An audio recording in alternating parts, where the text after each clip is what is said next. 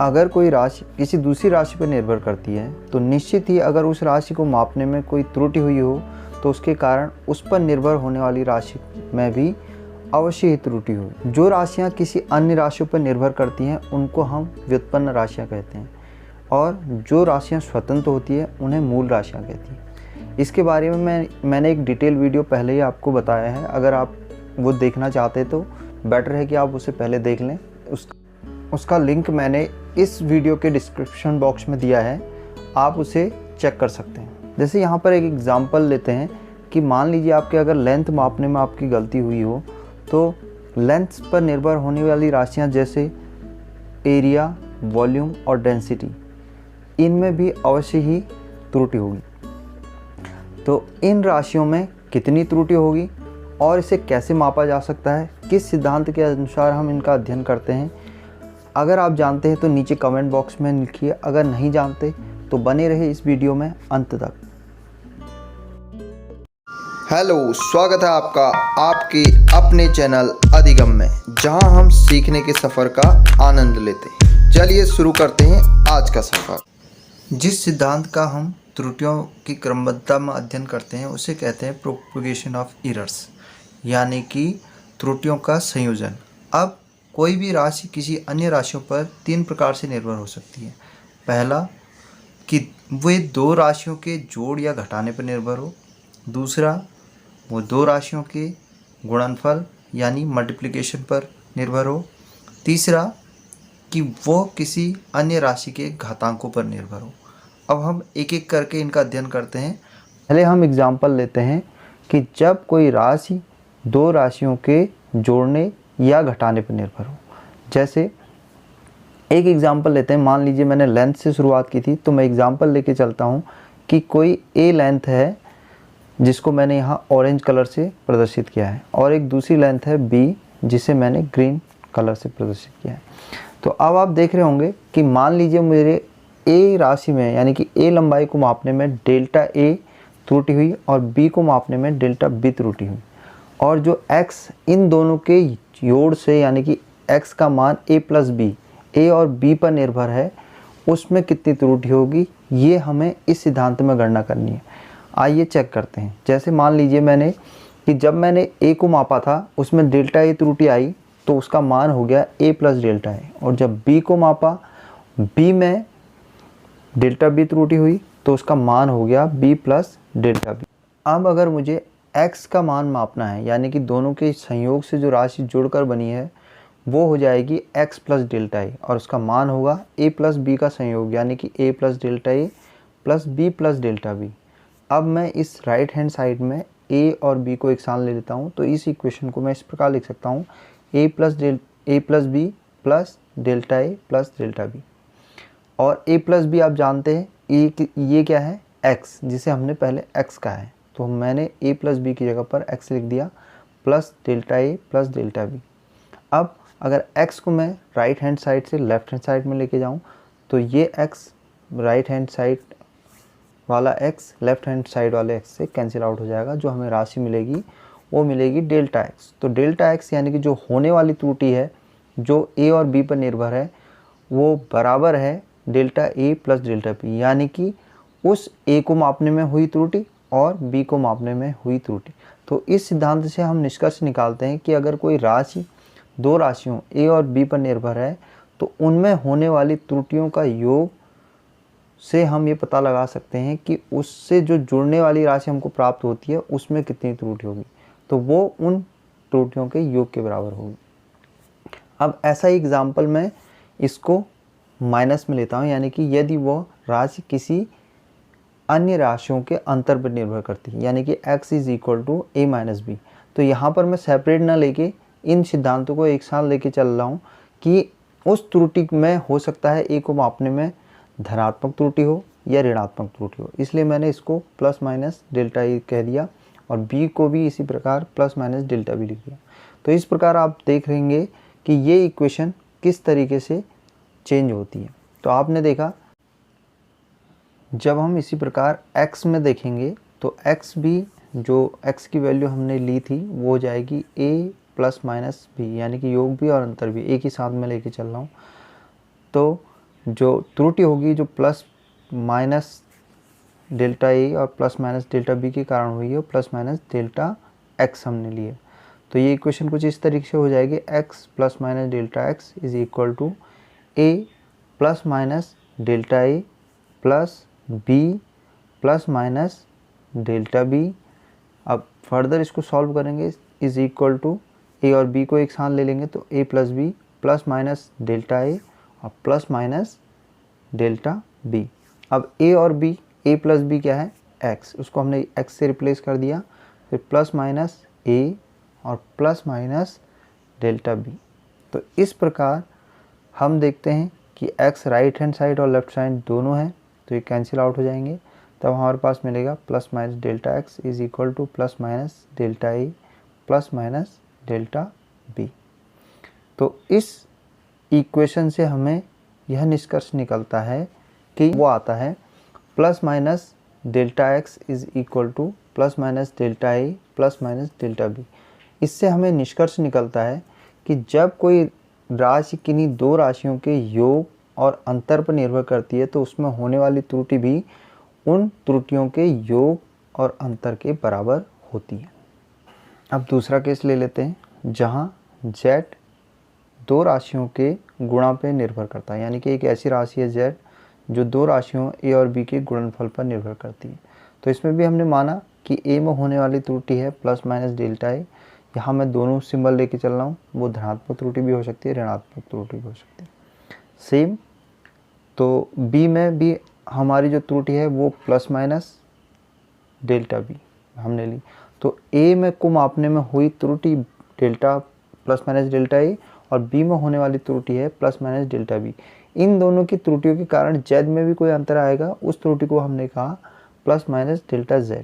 तो यहाँ पर z is equal to A plus B है, तो प्लस माइनस डेल्टा z जो दोनों को अंतर के कारण हमें डिफरेंस पैदा हुआ, उसके लिए हमने जो निष्कर्ष गुणनफल मिला है उसे हम लिखा है z plus minus delta z, और ये इक्वल टू है a प्लस माइनस डेल्टा ए जो a की वैल्यू अब हो गई है जो हमने मापी थी, और b plus minus delta B.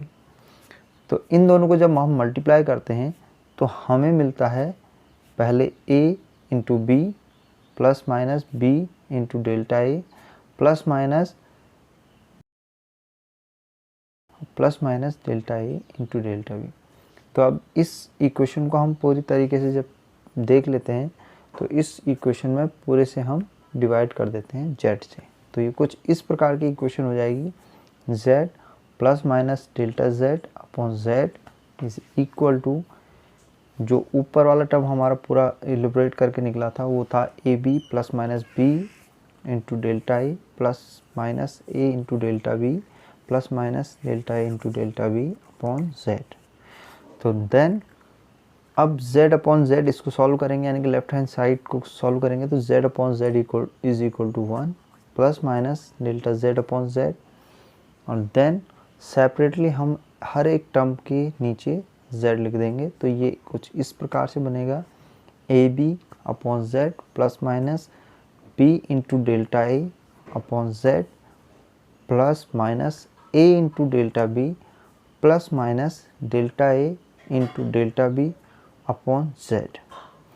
तो आपने देखा होगा जब हमने शुरुआत में इस इक्वेशन को माना था तो z था a इंटू बी, तो यहाँ पर इस टर्म पे हम सॉल्व करने के लिए z की जगह a इंटू बी रख सकते हैं। तो अब देखते हैं कि इक्वेशन क्या हो जाएगी। इक्वेशन हो जाएगी 1 plus minus delta z upon z is equal to a into B upon z, और इस z को हमने लिख दिया a इंटू बी। तो ये हो जाएगा a into B upon a into B plus minus b into delta A upon a B plus minus a into delta B upon a B plus minus delta A into delta B upon a B. अब further इसे हम solve करेंगे तो left hand side में आपका same रहेगा 1 plus minus delta z upon z, और A B upon A B कितना हो जाएगा 1, फिर प्लस माइनस दूसरे टर्म में आप देख रहे हैं कि b न्यूमरेटर में भी है और डिनोमिनेटर में भी है, यानी कि भाग अंश में भी और हर में भी है। ये आपस में कट जाएंगे तो आपके पास जो टर्म बचेगा वो बचेगा डेल्टा ए अपॉन ए, फिर plus minus delta B upon B. यहाँ भी आप देख रहे हैं कि ए और ए टर्म आपस में अंश और हर में होने के कारण कट जाएंगे, तो यहाँ पर बचेगा डेल्टा बी अपॉन बी।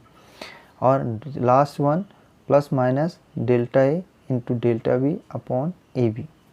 अब क्योंकि जो डेल्टा ए है, जो होने वाली त्रुटि है वो बहुत कम होगी, तो जब डेल्टा ए और डेल्टा बी बहुत स्मॉल है, इनका गुणनफल जो होगा वो और कम होगा, इसलिए हम इस टर्म को इग्नोर भी कर सकते हैं। तो अब हम इसको नेगलेक्ट मानते हैं, इसे इग्नोर करते हैं, तो हमारे पास क्या टर्म आ जाता है, वो आता है 1 plus minus delta Z upon z, 1 plus minus delta ए अपॉन ए plus minus delta B upon b. दोनों साइड इक्वेशन की 1 है तो ये कैंसिल हो जाएगा, तो जो फाइनल हमारे पास इक्वेशन बचेगी वो बचेगी delta Z upon Z is equal to plus minus delta A upon A plus minus delta B upon B.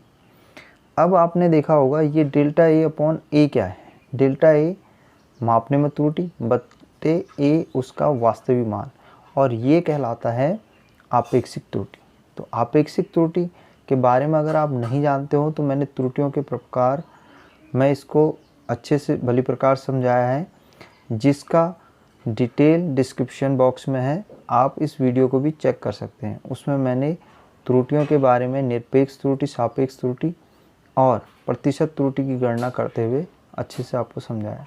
तो जब हम इस टर्म को इग्नोर कर देते हैं तो हम देखते हैं कि डेल्टा जेड अपॉन जेड है निरपेक्ष त्रुटि, आपेक्षिक त्रुटि जेड की, और डेल्टा ए अपॉन ए है आपेक्षिक त्रुटि ए की, और डेल्टा बी अपॉन बी है आपेक्षिक त्रुटि बी की।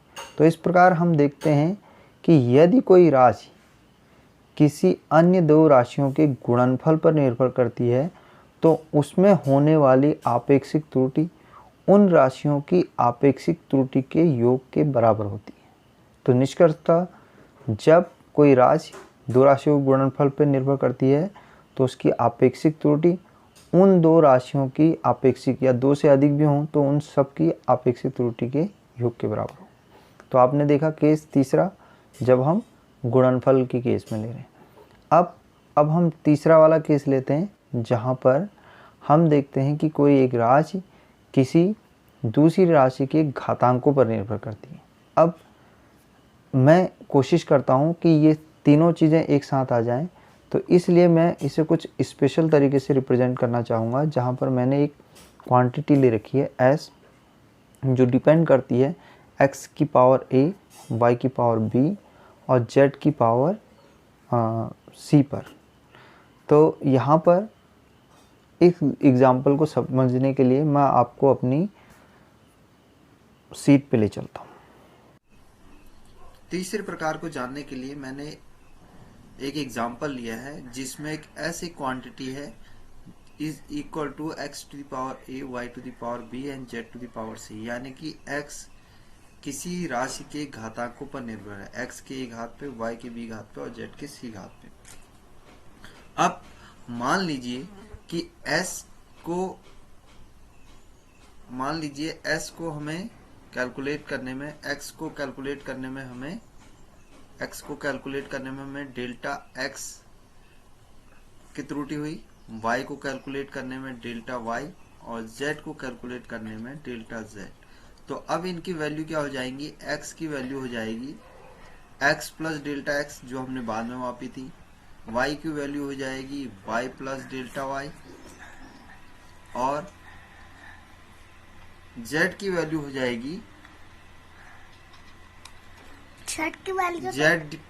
जाएगी z प्लस डेल्टा z।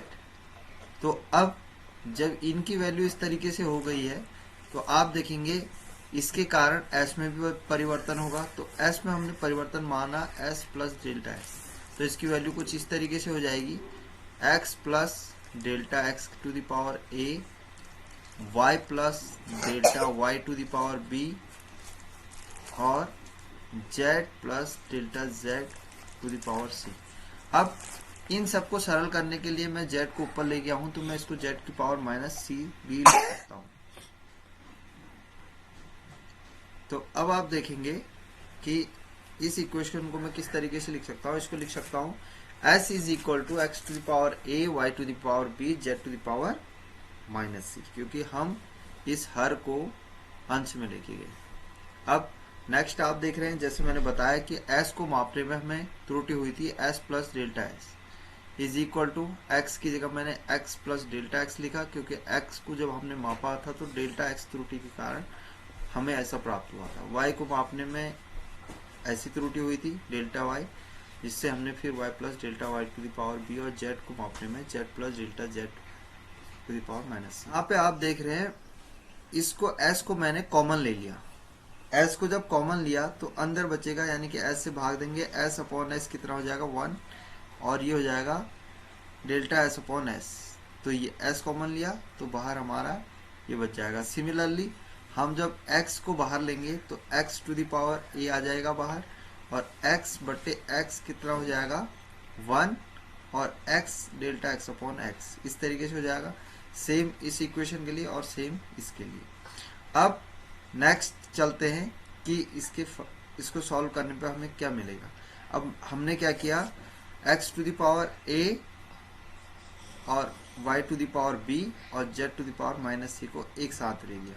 तो एक साथ लेने पर ये क्या हो गया, x to the power a, y to the power b और z to the power c minus c. अब हमारे पास कौन सी इक्वेशन बची, 1 plus delta x upon x की पावर a, और दूसरा टर्म क्या बचा 1 plus delta Y upon y to the power b, और तीसरा टर्म बचा 1 plus delta z upon z to the power minus c। अब फर्दर इसे सॉल्व करते हैं, तब देखते हैं कि हमें क्या प्राप्त होता है। अब आपने देखा कि इससे पहले वाली इक्वेशन में हमारे पास क्या था, यहाँ s था और यहाँ पर था हमारे पास x to the power a, y to the power b और z to the power minus c, और इसी को हमने क्या माना था s। जब s इसके बराबर है तो ये इससे भाग देने पर 1 आ जाएगा, तो इसलिए वो टर्म हटा दिया गया है। अब नेक्स्ट चलते हैं, इसको फिर फर्दर सॉल्व करेंगे। अगर आपको पता होगा बायनोमियल थ्योरम, तो बायनोमियल थ्योरम का एक एप्लीकेशन है ये इक्वेशन। अब ये इक्वेशन जानने के लिए आप मैथमेटिक्स का सहारा ले सकते हैं, या मैंने जो मैथ में कई बार ये इक्वेशन सॉल्व की है उसको आप देख सकते हैं। करना है, इस इक्वेशन को ध्यान में रखते हुए इन ब्रैकेटों को हम ओपन करेंगे। अब ओपन करेंगे तो जहां जहां हमारा, यहाँ देख रहे हैं आप 1 है तो 1 की जगह 1 है, और x की जगह हमारा डेल्टा x अपॉन x है। तो जहां जहां x है उन टर्म्स को हम लिख सकते हैं। तो पहले मैं एक ही इक्वेशन सॉल्व करूंगा इस वाले पोर्शन को, यानी कि केवल हम केवल इस पॉइंट को ओपन कर रहे हैं। तो इसको ओपन करने के लिए, यानी कि पहला पद 1 n इंटू एक्स, एन की जगह क्या है आपका a, तो a इंटू एक्स, एक्स की जगह क्या है आपका delta x upon x। Similarly फिर प्लस n माइनस 1, n की जगह हमारे पास a है, a माइनस 1, फिर उसके बाद x स्क्वायर यानी कि डेल्टा x अपॉन x का स्क्वायर प्लस 1। हायर टर्म्स हमने छोड़ दिए हैं, क्योंकि higher term delta x already बहुत छोटा है। तो डेल्टा x जब डेल्टा x से और मल्टीप्लाई होते हुए आएगा, यानी कि इसके घातांकों में जाएगा, जैसे स्क्वायर में है और क्यूब में है, तो ये और स्मॉल होते जाएगा। तो वो इक्वेशन मैंने छोड़ दिए हैं, तो केवल दो तीन टर्म लिखे हैं। तो अब ये इक्वेशन को हम इसी प्रकार y वाला जो सेकंड टर्म है इसके लिए ओपन करेंगे। इसके लिए भी वही होगा 1 plus B delta Y upon Y plus B minus 1। जहाँ n था उसके जगह पर हमारे पास क्या है, b है, और इसमें भी हम हायर टर्म्स छोड़ देंगे। अभी हमने केवल 3 टर्म तक ले रखा है। ऐसी z को ओपन करेंगे तो z के लिए आप ध्यान देंगे कि यहाँ nx है तो n की जगह माइनस c आएगा, तो माइनस c आएगा यहाँ, माइनस c और माइनस c माइनस 1, तो माइनस माइनस प्लस हो जाएगा। इस तरीके से इक्वेशन बने। अब नेक्स्ट, जब डेल्टा x, डेल्टा y और delta z very very small है, तो ये जो हैं, जो इनके स्क्वायर हैं और हायर टर्म जो होंगी, जो इससे हायर टर्म होंगी, वो सारी जो हैं वेरी वेरी स्मॉल होंगी, हायर टर्म्स भी क्या होंगी, बहुत छोटी होंगी। तो हम उनको नेग्लेक्ट करते हैं, केवल पहले वाले टर्म को ही हम लेते हैं। तो ये इक्वेशन हमने जब पहले देखी थी, जो सॉल्व किया था वो इस तरीके से थी, एस का मान इस तरीके से रहा। फिर हमने इसको इस प्रकार लिखा था, यहाँ पर हमने पहला टर्म जब देखा 1 plus n into x, n into x, a into delta x, तो पहला टर्म लिया है, हायर टर्म छोड़ दी। ऐसे सिमिलरली है दूसरे के लिए 1 प्लस एन एक्स, एन की जगह यहाँ बी है तो यहाँ पर हमने बी की जगह बी डेल्टा वाई, और तीसरे के लिए 1 प्लस माइनस सी डेल्टा जेड अपॉन जेड, ये ले लिया है। अब आप देख रहे होंगे यहाँ एस अगर इधर जाएगा तो एस से एस डिवाइड हो जाएगा, तो हमारे पास जो इक्वेशन बचेगी वो कुछ इस तरीके से बचेगी, 1 प्लस डेल्टा एस, ये पहला टर्म था और ये दूसरा टर्म था, ये तीसरा टर्म, यानी कि हम पहले वाले टर्म को जोड़ देंगे, मतलब गुणा कर देंगे। आपने देखा होगा इससे पहले वाले टर्म में क्या था हमारे पास, 1 प्लस ए डेल्टा एक्स अपॉन एक्स की पावर, फिर ये मल्टीप्लाई था 1 plus B delta Y upon Y, और तीसरा टर्म था 1 माइनस सी डेल्टा जेड अपॉन जेड। अब आप देख रहे होंगे जब हम पहले इसको मल्टीप्लाई करेंगे तो 1 इंटू 1 इंटू 1, तो ये 1 आ जाएगा। देन हायर टर्म में ये इससे मल्टीप्लाई होगा तो 1 plus delta x upon x आ जाएगा, और ऐसे ही जब ये टर्म्स फिर फर्दर किससे मल्टीप्लाई होगा, इसके साथ मल्टीप्लाई हुआ, इसके साथ मल्टीप्लाई हुआ तो ये टर्म आएगा। देन इसका टर्म इसके साथ मल्टीप्लाई हुआ तो b इंटू डेल्टा वाई, और देन अगर ये टर्म किसके साथ फिर 1 के साथ जुड़ता है तो फिर प्लस आ जाएगा b delta Y upon Y, और फिर माइनस सी डेल्टा जेड अपॉन जेड। अब अगर हम फिर इस इक्वेशन को इसके साथ मल्टीप्लाई करेंगे तो क्या हो जाएगा, a into B delta x upon X into delta Y upon Y. Again हमने पहले ही कहा है कि जो ये है delta X delta Y very small है, तो इनका मल्टीप्लिकेशन और स्मॉल हो जाएगा, इसलिए हमने ये वाले जो हाई टर्म्स हैं, जो डेल्टा एक्स हैं, delta Y into delta Z के हैं, वो सारे टर्म्स हमने हटा दिए हैं।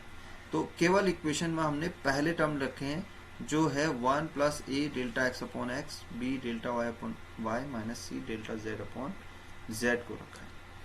अब इस पूरे टर्म में 1 को अगर इधर ले जाएंगे तो 1 से 1 कैंसिल हो जाएगा, तो आपके पास जो इक्वेशन बचेगी हो जाएगी डेल्टा एस अपॉन एक्स, और ये अब ये टर्म्स क्या है, डेल्टा एस अपॉन एस, यानी कि डेल्टा एस को मापने में त्रुटि और उसकी वैल्यू एब्सोल्यूट वैल्यू। तो इस रेशियो को हम क्या कहते हैं, अगर आपने मेरी पुरानी वीडियोस देखी होंगी तो इस रेशियो को कहते हैं आपेक्षिक त्रुटि, आपेक्षिक यानी कि रिलेटिव एरर। तो अब अगर हम इसका निष्कर्ष निकालें तो निष्कर्ष है कि जो भी अगर किसी राशि के घातांकों पर निर्भर है अन्य राशि, तो उसमें होने वाली त्रुटि उनके घातांकों के गुणांक और रिलेटिव एरर के गुणांकों के बराबर हो। तो अब हमने 3 टर्म्स आप जान चुके हैं कि 3 प्रकार से राशियां निर्भर होने पर उनकी त्रुटियां उन पर कैसे निर्भर करती हैं। अगर आपको ये वीडियो पसंद आया तो लाइक कीजिए, शेयर कीजिए और सब्सक्राइब कीजिए। मिलते हैं छोटे से ब्रेक के बाद, तब तक एंजॉय कीजिए। देखने के लिए धन्यवाद। नमस्कार।